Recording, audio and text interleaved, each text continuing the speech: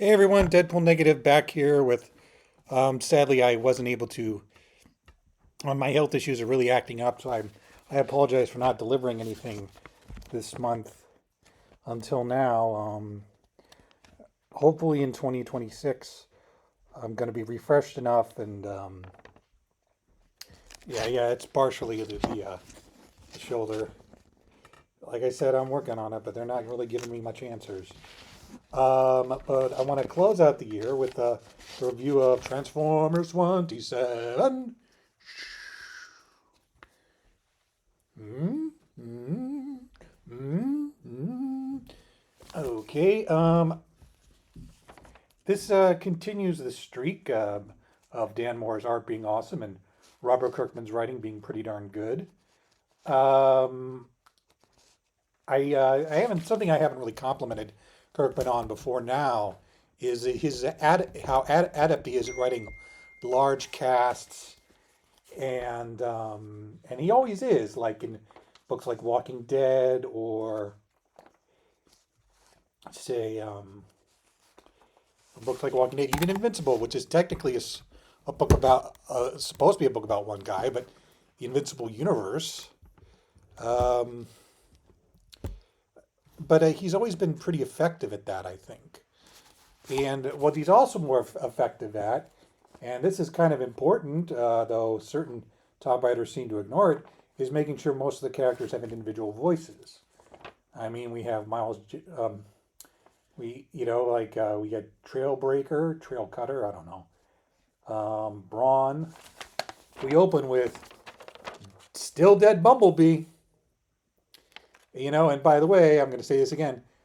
Tim Seeley killed Bumblebee and brought in Cobra Law before it was cool. But hey, he got to write the Cold Slither special, so they paid him back. But like this storyline this issue jumps around a lot. Actually, doesn't actually cover what's in the solicitation, but just to give you a quick like taste of how special Dan Moore is. Like I love drinking in his art, like I used to love drinking in Don Perlin. I've actually been reading the recently released compendiums of the Transformers, and holy shit, some of the writing is bad in those comics, like shockingly bad. It's weird how Bob Badansky can one issue do a seemingly decent for kids adventure, and then I mean I was 8 years old when he killed off Optimus Prime, and I still think that is like the worst like excuse for killing a character I've ever seen. He lost a game and had accidentally killed aliens in a virtual space, and that meant he failed his principles. And I assume Hasbro ordered him to kill the character, but like what especially reminded me of issue 27. Issue 27 is that was in the original series was a Triptychon debut, and in that story, Triptychon shows up, gets taken down by the Dinobots, and immediately, for showing courage in battle, Grimlock is nominated for Autobot lead is elected Autobot leader. Now, if I remember the letters at the time, that was not a good like. Almost by the second issue, he's ordering his fellow Autobots to kill humans. Driving a Blaster and Goldbug to desert. And I really understood what I'm like. Badansky was writing these issues, like his name's on them, and I've always wondered was this something like because he makes a great case for Grimlock being a leader in issue 27, and then immediately becomes a complete idiot until Optimus Prime comes back in the run, and I've always wondered.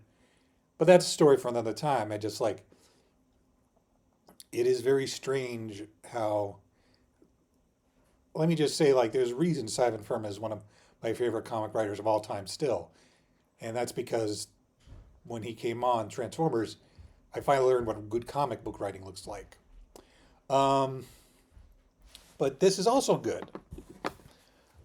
All right, I'll reveal the big surprise that I kind of alluded to. Miles Mayhem.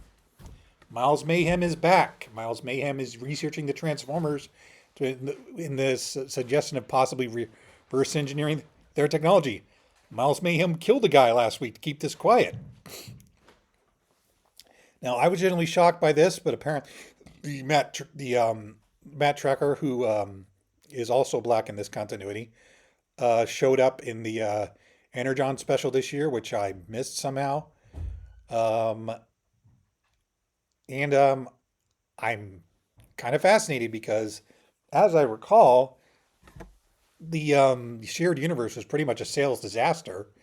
I mean, it also came around the time and Comicsgate actually had power, and Aubrey Sitterson decided to do that stupid 9/11 thing, which I'm convinced sealed the fate. He pretty much killed the entire IDW Hasbro line by being such a huge jerk publicly. Because everyone was pointing at him saying what a horrible person he is. But again, that's a story for another time. But the shared universe, as I recall, never, like, Rom didn't sell well. Even Chris Ryall sort of have admits it in the introduction of the Marvel Omnibus, is like, I thought I could, he sort of says, like, I thought I could do a Rom series, but it doesn't work without the Marvel universe. I kind of half and half on that. I mean, he had Christos Gage writing with him, which was good, and I don't know. It's just like, I think the idea of the dire wraiths has been so done to death, like alien shape changers into humans have been so done to death. There was nothing really about a ROM without the Marvel universe that could stand out. But geez, I keep getting off track, but it's just interesting. But the reinvention of his mask was like this specific thing. Not only was Matt Trekker black this time, didn't have any kids, he was also kind of a wimp, kind of a younger guy in contrast to Miles Mayhem, who became more of a bad dad figure, as I recall. I didn't get a lot, and I didn't get a lot to read. I didn't read a whole lot of the series, and the trades went out of print immediately. But I didn't like what Brandon East was doing. It's not that, again, I had no problem with the race swapping. I think race swapping is generally a bad idea, but personally, it doesn't bother me. But it just, like, Matt was, I understood the idea, making Matt, self-doubting and, worried about whether he's worthy to, but it was also like, okay, man, you got to stop this guy, But we have Miles Mayhem back, one of the great cartoon villains, literally. And at least in this issue, General Flagg does a smart thing and puts him in jail for suspicious activity, and not just blatantly shooting a guy in the head, which he did last issue, seemingly while security cameras were on. Like, that was bizarre. But I'm very interested to see where they go if they decide to really do Mask. I think Miles Mayhem is a great, like, villain. He is a great villain, so I'm glad they're using him. It's just funny that this issue also has a lot about Thundercracker being a good guy. Now, that's always been part of the character, but it really was established in Mike Costa's series, and then really kind of explored in John Barber's series, when he was more like a freelancer. But this time, he and Optimus Prime have a conversation. He becomes a full-blown Autobot, and I just think that's funny. On the other hand, it was different in his run. But if you're going to kind of replicate, like, again, with this and like possible Hasbro shared universe, if you're going to kind of replicate what John Barber and Andrew Griffith did in Transformers, you could also just hire John Barber and Andrew Griffith to do Transformers. I mean, I'm sure they'd love to keep going. They'd love to keep writing it, working on it. I know they're doing their own thing, but John Barber wrote some good Transformers comics. He is not as well loved as James Roberts, but he's just as good. It just strikes me as funny that Kirkman's just kind of, I mean, again, he's putting his own spin on it because he's a different writer, but there are a lot of good things, like Ultra Magnus's, inability to get justice for what was done to him, the torture that Flagg makes a good explanation for why he's allowed to get away with torturing Ultra Magnus. Flagg's characterization is very interesting, but Ultra Magnus also realizes like the trauma he's experiencing is making him a worse is clouding his judgment, and he's got to stop being a high ranking Autobot for a while, and he turns to RC to take his place, which is kind of neat because RC's never gotten that sort of play. And again, it's nice to have. It's nice that Alita 1 is not in this issue.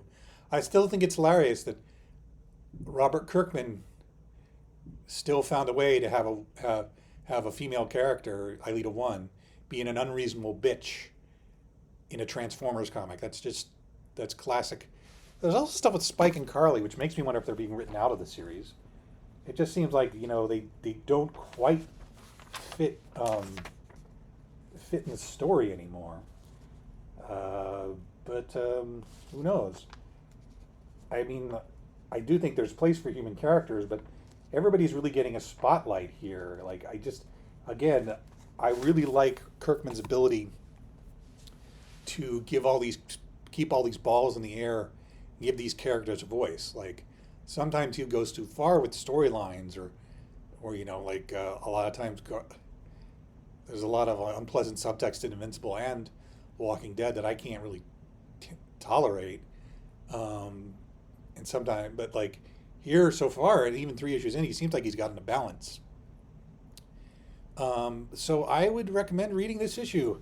I'm sorry, this looks like this will be my final review of the year. I want to thank all of you who have been watching. Again, this is probably one of the best series going on right now. I wish I didn't have to say that. I wish there'd be a creator-owned series going on right now that's very good, but that is really like as entertaining as this. But there really isn't. I want to thank Robert Kirkman and Daniel Warren Johnson again for making this great series. And I hope to enjoy it through 2026. And I will talk to y'all later. Also, bulkheads in the house.